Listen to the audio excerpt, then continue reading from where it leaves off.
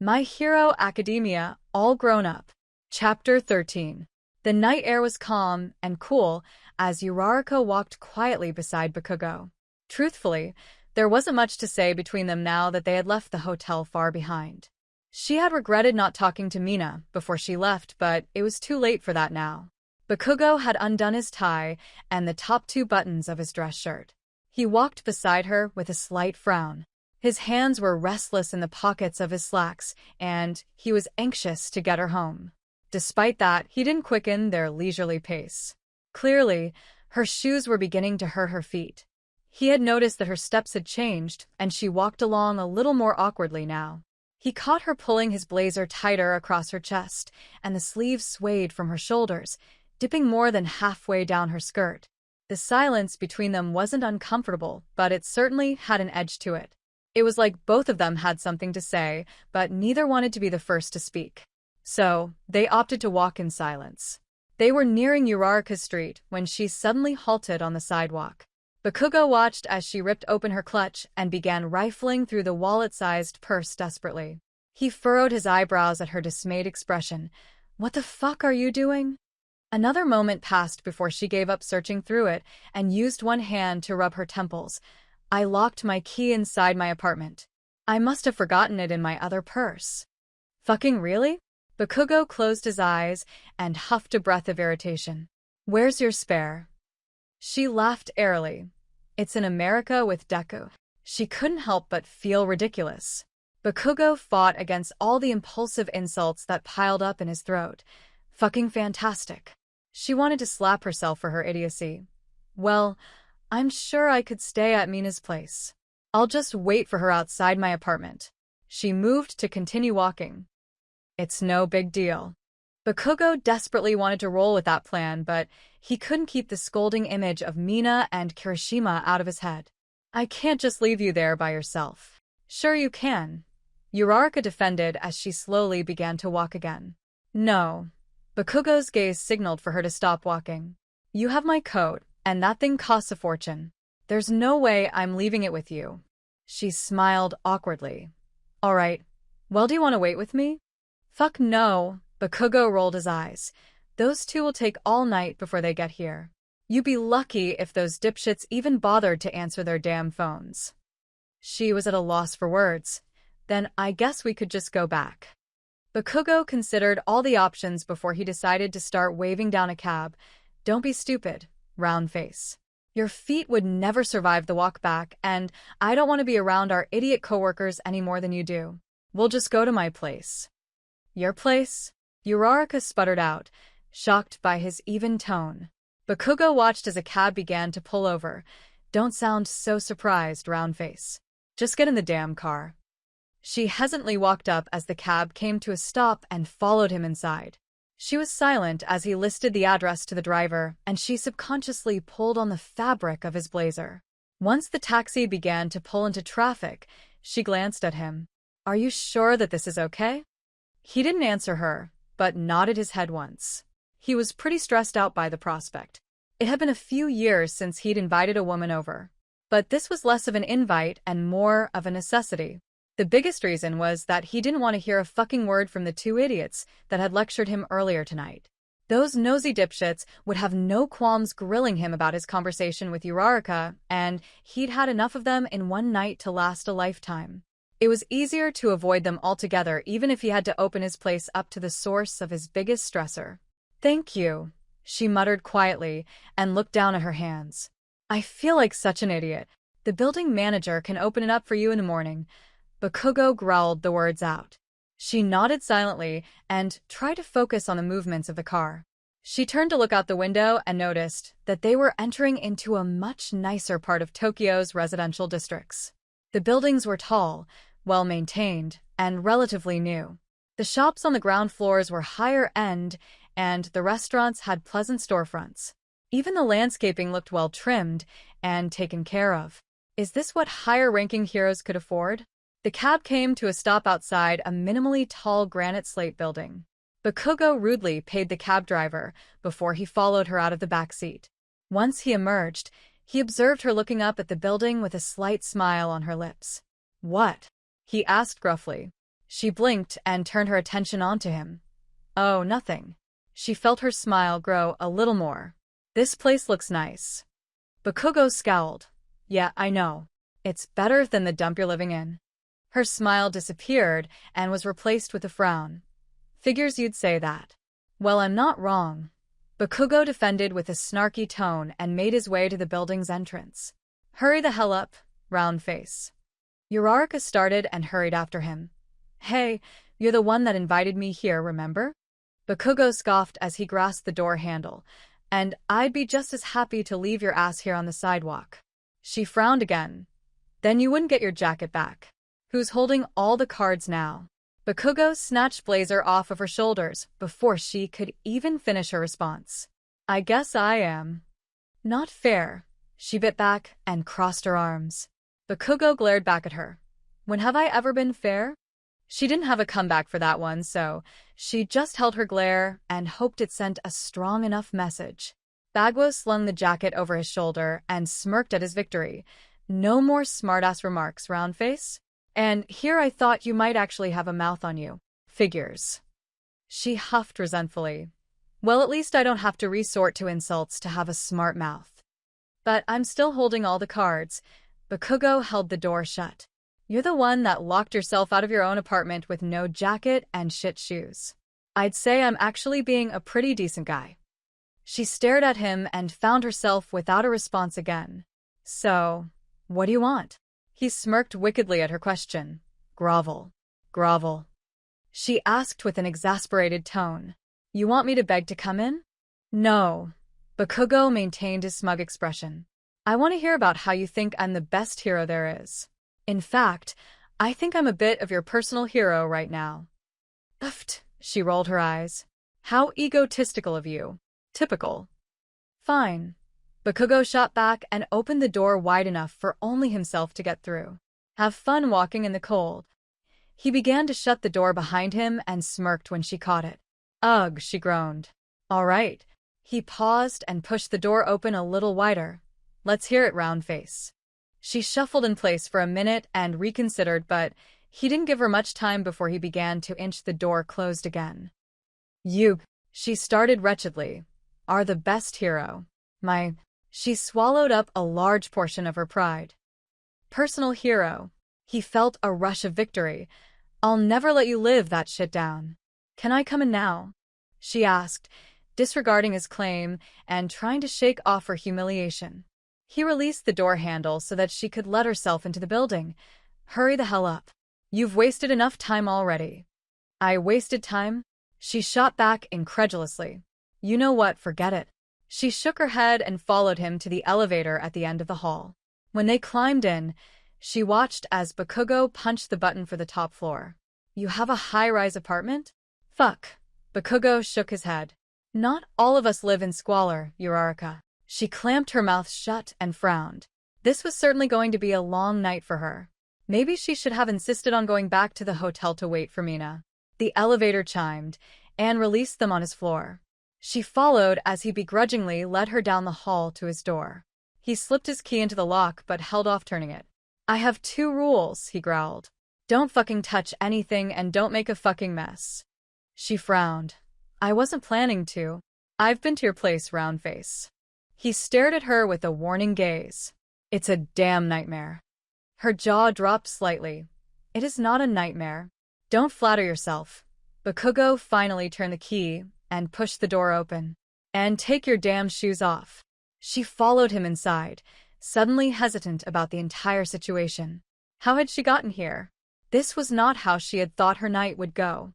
She glanced around the room and realized it was pretty nice. The furniture wasn't cheap, and the kitchen had beautiful granite countertops. The hardwood floors were in good condition and accentuated the dark gray walls. She was almost entertained by how grown-up it felt but still retained a bachelor tone. She watched as Bakugou kicked off his shoes and she followed suit, sighing with relief as she finally curled her toes on flat ground. As soon as she stepped further into the apartment, a note of awkwardness filled the air. Neither one knew what to do at that point. Bakugou scowled at the stupidity of his decision to bring her here. What was the point in all this? If it had been anyone else, He would have told them that they had shit luck and left them on the damn sidewalk. But here he was, willingly allowing Uraraka into his sacred place. Dekka's fucking girlfriend was about to crash here. His stomach flipped, and he went to throw his blazer over the back of the couch. Uraraka remained by the door for a while longer before she tiptoed over to one of his windows and pushed the curtain aside. The street was far below them, and she reveled at the sight. He had an amazing view, and she couldn't help the twinge of jealousy growing in her gut. Bakugou eyed her as she peered through the window. He was slowly learning that Uraraka never missed a chance to admire the city. He wasn't sure what she was so captivated by. It was just a bunch of concrete buildings and lights, and he supposed he'd never understand the appeal. There were too many people here for him to find any enjoyment from it. He left her alone and went toward his bedroom to change, closing the door behind him. Once he flipped on the lights, he saw his bed, and a wave of uncertainty washed over him. Does he offer it to her? It was his bed after all. He'd been playing the gentleman all night, but something about handing his sleeping place over to someone else seemed like an enormous ask. He wandered to his dresser and grabbed a pair of sweats and a t-shirt. He set to work on unbuttoning his dress shirt while he considered his options. Letting her take the bed was clearly the right thing to do, but it did not sit comfortably with him. Not only would she be sleeping where he slept every night, but she'd be in his bedroom. It was his last line of defense to privacy. Very few have ever been allowed past that point. He was leaning toward not offering her the bed when his mind finally asked a question he was not expecting. What would his mother say? Damn that wretched woman. If she ever found out that he'd been so selfish, he was sure that she wouldn't hesitate to make his life a living hell. He groaned as he finally slipped into his sweats and shirt. He snatched his suit off the floor and scowled as he stored it in his closet. He'd made his mind up, but he was already regretting his choice. He harshly yanked his bedroom door open to see Uraraka propping some pillows up on one end of his sofa. His throw blanket was spread across it, and she blinked up at him with surprise. "The fuck are you doing?" he asked bluntly at the sight. She hesitantly released the pillow she was fluffing and stood upright. I was just making a bed for myself." Bakugou shook his head in disbelief. "What exactly do you take me for, round face?" "Huh?" she asked dumbly. "I just thought that dash." He cut her off sternly. "You have to take the bed, damn it." He entered the living room and ran a hand through his hair. "I'm not that big of an ass, you know." She shook her head violently. "No, I'll be okay here. It's your bed, so you should sleep in it. I'm already in your way enough." He watched as she sat down on the cushions and began spreading the blanket over her legs. "You're going to sleep in that fucking thing?" Bakugou eyed the dress she was wearing. She looked thoroughly embarrassed now. "Well, it's really not that uncomfortable. I'll be fine." She smiled weakly at him and smoothed the blanket over her knees. The blonde wanted to curse her out pretty bad right now. Why did she have to make this so difficult? Damn it, Uraraka. Get the hell up. She hesitated before softly shaking her head. "Seriously, Bakugou, I'll be fine here. Just shut up and stop making fucking excuses." He turned around sharply and stormed back into his room. He roughly yanked his dresser drawers open again and grabbed a second pair of sweats and a crew neck t-shirt. As soon as he exited the room for the second time, he tossed them at the now standing brunette.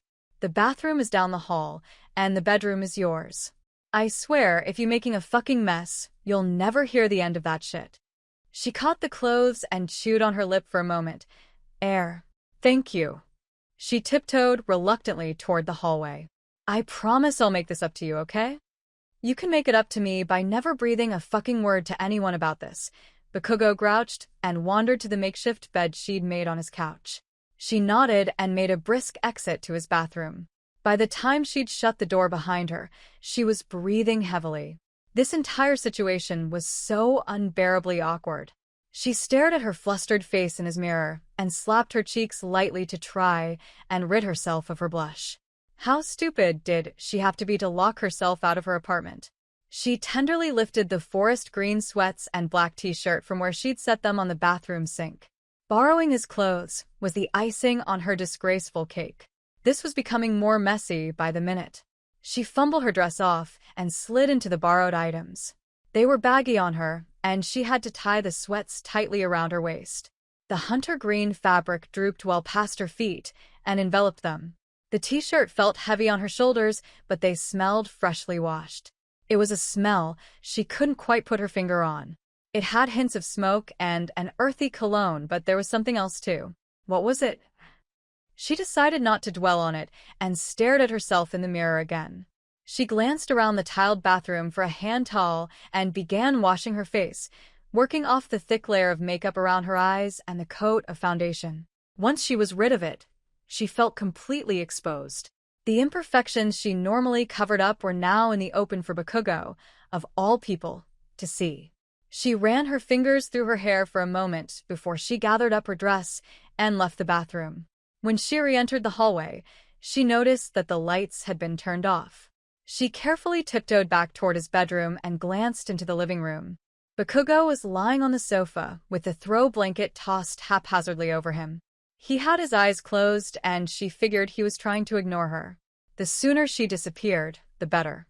She quietly closed the bedroom door behind her and fumbled for the light switch. His room smelled the same as his clothes, and once the light was on, she found her eyebrows raising in surprise. This room was nothing like she'd assumed it would be, but also felt exactly right. She set her folded dress on his bedside table and turned on the lamp so she could turn off the overhead light. When she finally gathered up enough courage, she pulled back the duvet and gingerly laid down. It felt like an expensive bed, and she didn't doubt that it was. The heavy duvet sunk down on her and cocooned her into her place once the lamp was turned off. It was quiet in the room. Very quiet. It was nothing like her apartment. Normally, sirens and the sound of traffic lulled her to sleep, but here it was silent. She shifted in the covers and closed her eyes, praying that sleep would come soon. Bakugou had peered through slit eyelids as Uraraka had disappeared into his bedroom. Her shadowy figure quietly shut the door behind her, and he felt a deep surge of discomfort. It was too late for him to go back now, and he scowled as the light came on under the door. He hoped dearly that she would be wise enough not to rifle through his things, and was relieved when the lights were turned off a few minutes later. Now, he was just staring at the ceiling of his living room, and once again, the silence in his apartment was deafening. On the other side of his bedroom door, Uraraka was sleeping in his bed, and the tense awkwardness between himself and that damn door was enough to scare away any hope of sleep. He wrung his hands in the blanket and glared at the ceiling for a while, unsure of what to do with himself. He supposed he could turn on the TV and let the sound distract him, but he didn't want to risk waking up Uraraka. So he lay in silence, mulling over the events of the night. They hadn't panned out the way he wanted them to at all. He never would have believed it if he had been told beforehand. Suddenly, a sound tore him away from his thoughts. If he wasn't mistaken, it was laughter. He furrowed his eyebrows and sat up to listen harder. Had he imagined it? A minute passed before another laugh echoed through his apartment, and he tensed at the sound. Was that dimwit laughing in his bed? He threw the blanket off and marched over to his door to listen again. Once he was beside it, he could hear murmuring and a giggle. He frowned but continued his silent listening. Uraraka's words were slurred and jumbled, but he couldn't make out more than a few scattered words before she descended into another laugh. Finally, it dawned on him. That round-faced idiot talks in her damn sleep. His scowl lifted from his face, and now he was expressionless. It was a strange discovery, and he couldn't help but be amused. Of course, she talks in her sleep. Why would he be surprised by that? Another few lines of nonsense came from the other side of the door, and he turned away. Bakugou. He tensed at the sound of his name happily rolling off her tongue. It had come through clearly, and he found himself jerking his head back toward the door. But just as she finished saying his name, she laughed again. A look of dumb surprise took over his features. Was he making her laugh in her dream? He thought about it for a moment, and his chest tightened. He found his ears straining to hear more, but she had reverted back to her incoherent mumbles. Whatever she was dreaming about, he was a part of it. He stood by the door for another minute before retreating back to the sofa. A sensation of lightness had overwhelmed him as he tried to focus on laying the blanket over his legs. He felt like he'd just eavesdropped on her, and it made him feel like both a creep and teenager again. He scolded himself for a minute before her laughter floated around the apartment again. What was so damn funny? He threw his head back onto the pillow and snapped his eyes shut, torn between drowning out his thoughts with her laughter and the opposite. But despite the struggle, he felt a hint of a smile on the corner of his lips. Deku arrived early at Uraraka's apartment toting flowers and a teddy bear holding an American flag. He knocked a few times without a response, so he figured she was still asleep. Perhaps he'd have to take this surprise a step further. He fumbled with his keys before finally getting the door to open. He wandered inside hesitantly. Uraraka? No response. He furrowed his brows and shut the door behind him. Uraraka? He called a little louder as he glanced around her kitchen and living room. He set the flowers and bear on the kitchen counter and wandered to the bedroom. Poking his head in, he immediately noticed an enormous mess of clothes and shoes. He pushed the door open to see a suitcase splayed out on the bed and a variety of dresses cluttered on the floor, dresser, and duvet. As he wandered a few more feet inside, he realized that Uraraka wasn't home, and that troubled him. Based on the mess, he'd figured she'd left in a hurry the night before. It didn't take much more investigation before he realized that the items around the room belonged to Mina, and he felt himself relax a bit. Perhaps she'd stayed the night with their pink former classmate. Eventually, he returned to the living room and sat down on the sofa. He whipped out his phone and sent Mina a text. Hey Mina, is Uraraka with you? I popped into town for a surprise visit, but she isn't home. He waited for a response, but the text went unanswered. He frowned and looked around the room helplessly. Worry festered in his gut, and he began to fret about where she was. He stood up anxiously and wandered into her kitchen and occupied himself by glancing through her small stack of mail. Perhaps it would give him a clue to her whereabouts, but he found nothing. He spotted that her laptop was seated on the coffee table of the living room, and he couldn't help his curiosity. He sat down on the sofa once more and propped it open. He typed the password, and it opened up to her internet browser. She had a few tabs open that were work-related, and he clicked on the one to her email. If she was working the weekend shift, the schedule could be found in her inbox. He scrolled through her emails for the week and glanced through some of the open ones in hopes of finding a schedule, but he was without luck. He scrolled back to the top and noticed an email that was sent early this morning that sat unopened. It was titled A Letter to Staff. He considered opening it for a moment, but decided it may be the answer he was looking for and clicked on it. To the staff who were present at the celebration party last night. Thank you all for coming and participating in Edshot's success. Deku scrolled through the somewhat long email and skipped over all the parts that he didn't particularly matter to him. He eventually found himself at the bottom of the email. We all look forward to what the future holds at this agency, Edshot in particular. Continue working hard and going plus ultra. Deku frowned at the screen. Well, that hadn't really helped him aside from explaining Uraraka's mess in her bedroom. She clearly hadn't come home from the party last night, and that was what worried him the most. Where had she ended up? If Mina had gotten her to drink again, the answer to his last question could be anywhere. He glanced at his phone again to see if Mina had replied, but found a blank screen. He was really becoming worried now.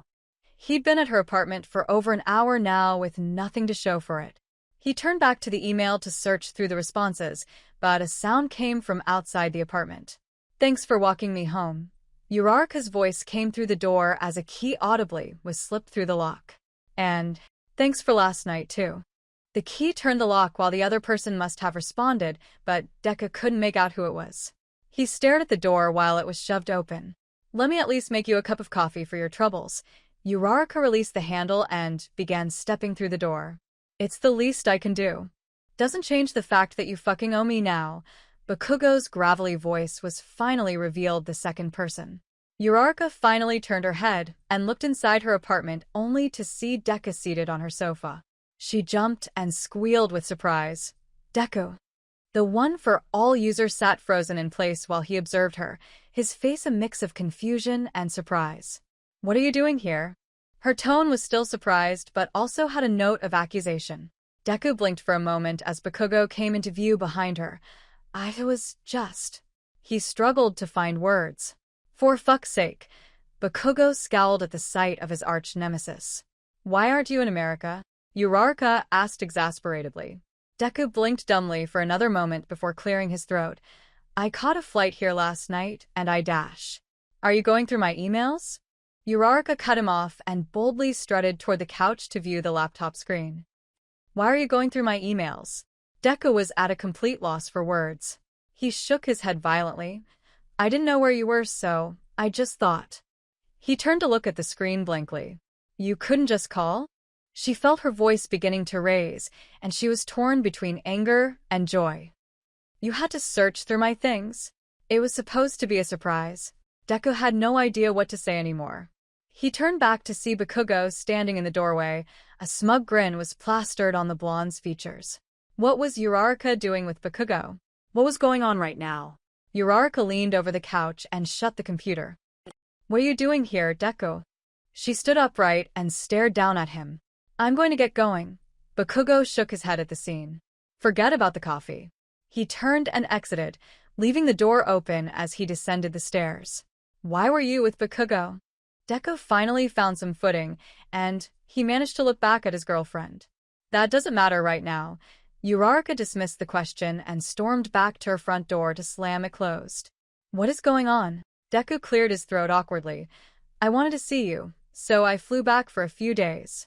Uraraka sighed and rubbed her forehead. Why didn't you tell me you were coming? I just thought. Deku glanced at the flowers and the bear on her countertop. I just thought I'd surprise you. She followed his gaze to see the gifts, and she sighed. Deku. She didn't know what to say to him at this moment. She was having mixed feelings about his sudden appearance, and she wasn't sure how to handle it. I figured we could try and work things out. Deku stood up from the couch and met her by the door. I know I haven't been the best boyfriend lately, so I wanted to try and fix things. Fix things? She couldn't help the sharpness in her tone. How? Deku took hold of her hands and rubbed his thumbs over the tops of them. I don't know yet. I just thought this would be a start. She pulled her hands away frustratedly. A good start would have been to tell me that you were coming, Deku. He frowned a little. Why? So that you wouldn't show up with Bakugou? Bakugou has nothing to do with this. Uraraka also frowned. He and I are friends now. You and Bakugou are friends? Deku knit his brows together while two and two began putting themselves together in his head. Where were you last night? She scoffed at him and signaled to the black dress she was wearing. Where do you think, Deku? You read my emails, so I'm sure you already know. Deku wasn't sure how to react, so he simply continued to state the facts he knew. No, I mean after the party. She skewered her face into a look of indignation. I locked myself out of the apartment, so Bakugou offered to let me stay at his place, but I shouldn't have to explain myself to you right now.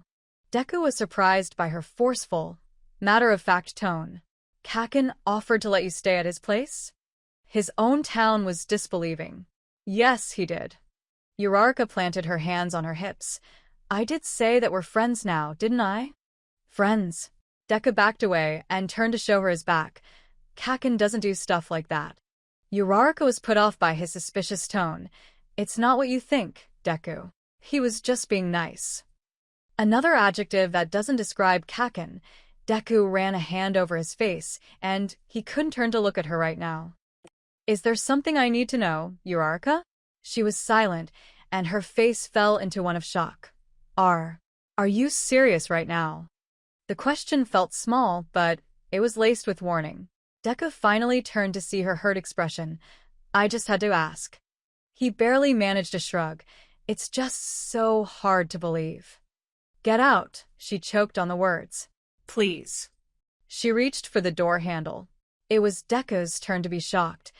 Uraraka, I just want to dash. I can't right now. Uraraka held up a hand to silence him. I really can't. Please. She opened the door. Just leave. Deku fell silent and nodded. All right, he murmured after a few tense seconds and stepped out the door. How long will you be in town for? She asked as she hid behind her door, holding back tears. Until Tuesday, he replied as he hoped to catch another look at her before she closed the door. Okay. She barely managed a whisper before she let the door fall shut between them. Deku was alone again, and he simply stared at the closed door for a while. Where had this entire thing gone off the rails? They'd never fought like this in their 3 years together, but he was quick to accuse her of cheating. Had he accused her? The better question is, if he did, had she deserved that accusation? He swallowed roughly and made a regrettable trip back down to the street. Just as he began the walk back toward his hotel, his phone began ringing. A bubble of hope rose in his chest as he hurried to answer it, not bothering to check the name. Deku. Mina's voice sounded concerned through the phone. You're in Japan? His face fell at the realization that it was not the person that he'd hoped. Yeah, I am. Well, Uraraka isn't here, she sounded hesitant. She's not at her apartment? Deku cleared his throat and he worked back his wetting eyes. Well, she is now. It's a long story. Mina was silent for a while and he was worried he'd lost the connection for a second before she finally replied, What happened? Deku shook his head and gripped the phone tightly. I don't think I should talk about it with anyone but Uraraka right now. I'm sorry, Mina. Is she there with you? Mina asked without missing a beat. Deku bit his lip hesitantly. No, but she and I are going to talk later. Mina seemed to understand what he was trying to say. All right then. If you need anything or someone to talk to, you can always call me. Thanks, Deku replied curtly. I have to go. All right, Mina replied softly. I'll talk to you soon, okay? K, he nodded and hung up. This morning had blown up in his face, and he felt more alone on the streets of Tokyo than he had ever felt on the streets of America so far. It was a really strange feeling. So that's it for today. If you liked the video, leave a like, subscribe, and activate the notification bell. And if you want to contribute to the entire story being illustrated, just read the information in the description below.